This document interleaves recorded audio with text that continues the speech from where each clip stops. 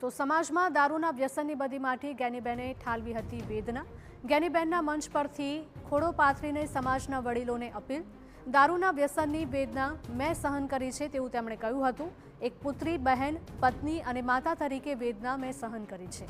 સાંસદ તરીકે વેદના સહન કરવી પડે તો અન્ય દીકરીઓનું શું થતું હશે?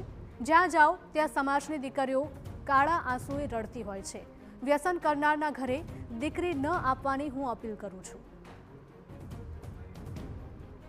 संसद सभ्य होवा छता स्वनिर्भर होवा छता आ वेदनाओं मारे सहन करवी पड़ती होय तो समाजनी लाखों महिलाओं जे पतिने आधारित छे एमनी दशा कई हशे ए कल्पना बहारનું કામ છે। આગેવાનોને તમારી પાસે ખોળો પાથરીને એક દીકરી ભીખ માંગે છે કે આ સમાજની બતીઓ બાંધવા